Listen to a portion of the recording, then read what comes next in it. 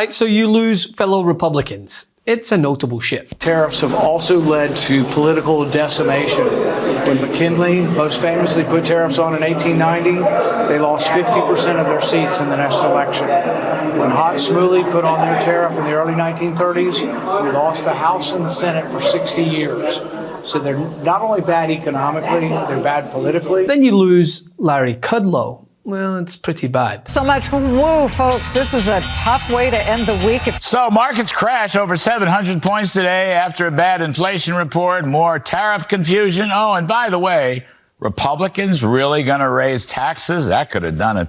If this is true, this would be among the top 3 dumbest things I've ever heard. And then you lose Maria Bartiromo. My God, the house is on fire, and the person admitting it so is the one who helped pour the gasoline on it and rid the house of any extinguishers.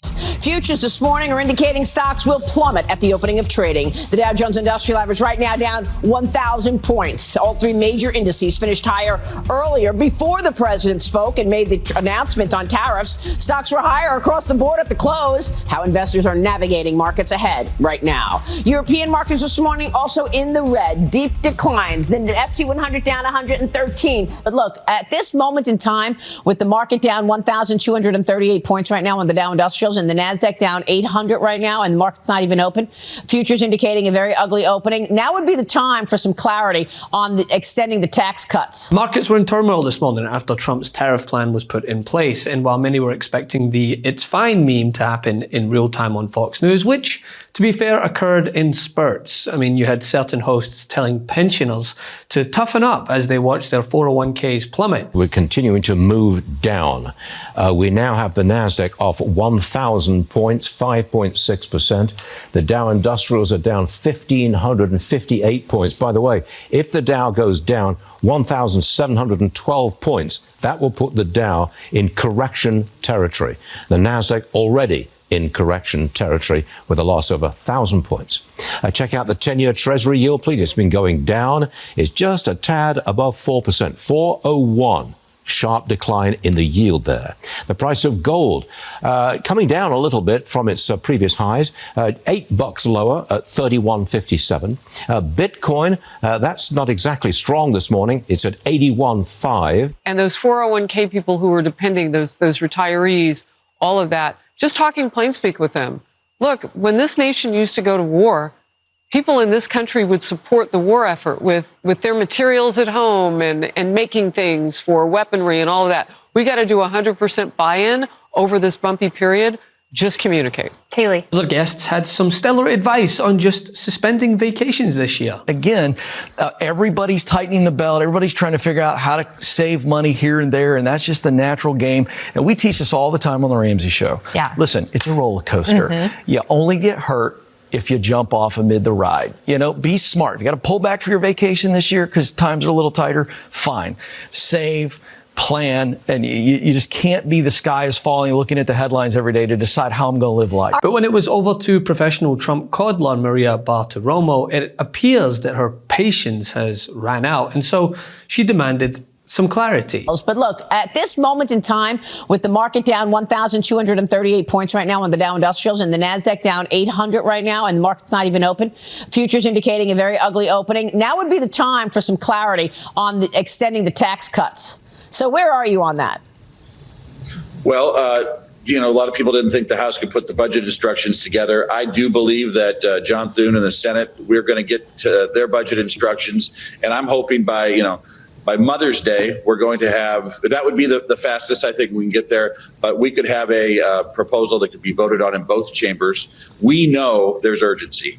You've had great progress in terms of the price of eggs, but I guess I'm just wondering, is that progress completely, going back to square one with the tariffs coming? I mean, are you expecting retaliation from these countries who are now facing a tariff that they didn't face, just a couple of weeks ago? Are we now going to see egg prices move back higher because of the tariffs? Well, all to be determined. The president has said that we'll have a little bit of uncertainty in the coming weeks, perhaps a month or two. But, and that's, I mean, listen, I'm not going to sit here and say, oh, everything's going to be perfect and the prices are going to come down tomorrow, because this is an uncertain time. But that is the president's genius in all of this. He is the negotiating king. Yeah. And this is part of the negotiating process. And so ultimately, whether that's in a week, a month, a few months, that all Americans will feel the benefit of this effort that he's undertaken, which God bless him. He's one of the few that's bold enough to do it. Here's the clarity from the administration who promised to lower prices day one and instead are overseeing an economy where you'll find headlines like this Easter. Effectively implementing tariffs while also... This won't be painful at all for American people and consumers, Caroline? It's going to be, there's not going to be any pain. From the New York Stock Exchange, big market sell-off. It is ugly out there. The S&P 500 down 3.7%. The Nasdaq's down 4.5%. Not many places to hide in this equity market today. The Dow is down 1,400 points as we speak, as the onslaught of tariffs is announced by President Trump and the administration. Here's the reaction to Liberation Day. Take a look at treasuries. We've got buying of treasuries, as Rick mentioned, yields heading south. Lowest yields of the year here with the 10-year just above 4%, the 2-year yield at 3.7% as investors digest and process weaker growth on this sort of worse than worst case scenario, as we're reading about, is the reaction to the tariffs, Carl. You don't believe, though, the theory that it's just about getting rates down? That's really all it's about? Because you've heard it. I'm sure you've heard it. Everybody wants to talk about that. They're getting the rates down. That's it. They're getting burning the rates down the house to cook a steak. That's the line.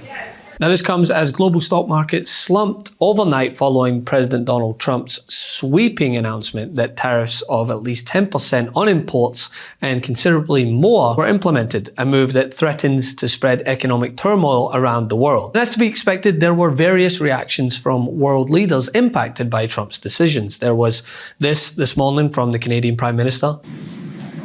The global economy is fundamentally different today than it was yesterday. The system of global trade anchored on the United States that Canada has relied on since the end of the Second World War, a system that, while not perfect, has helped to deliver prosperity for our country for decades, is over. Our old relationship of steadily deepening integration with the United States is over.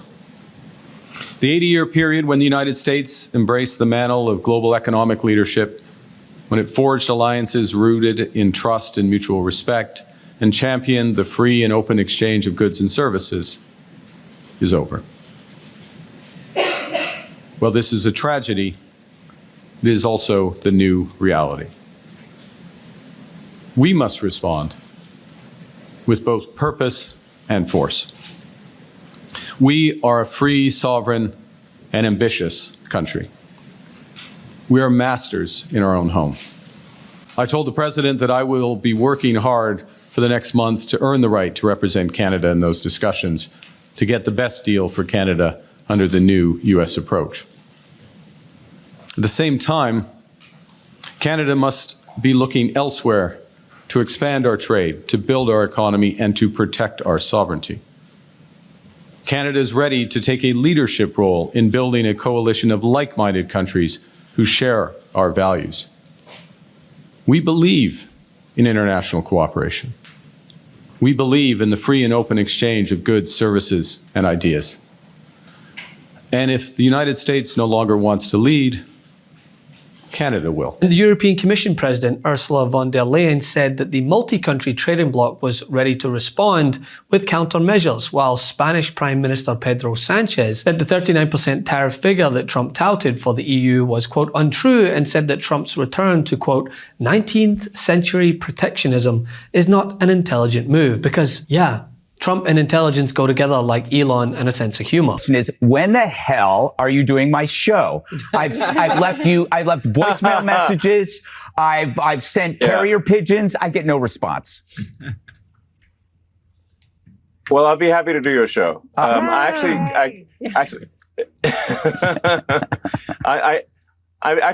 seen pieces of your show, and it's very funny. Actually, it's my style of humor. So. I don't quite get how that's a compliment for me. And the thing is, it matters not to guys like Trump and Elon that 401ks are tanking and prices are soaring, because who'll bear the brunt of those repercussions?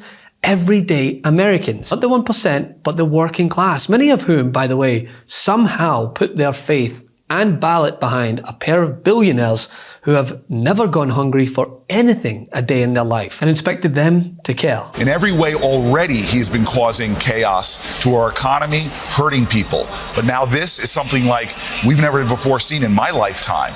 A president launching a trade war that's going to spiral in ways that every day are going to add costs to Americans. Prices are going to go up. The hardship is going to go up. And maybe he won't feel it, or people like Elon Musk won't feel it, or his cabinet, which is dollar for dollar the wealthiest cabinet we've ever had. They may not feel it. But the families in New Jersey are going to really hurt. The people that have been struggling in this country to make ends meet are going to really hurt. Can't get enough Meidas? Check out the Meidas Plus Substack for ad-free articles, reports, podcasts, daily recaps from Ron Filipkowski, and more. Sign up for free now at MeidasPlus.com.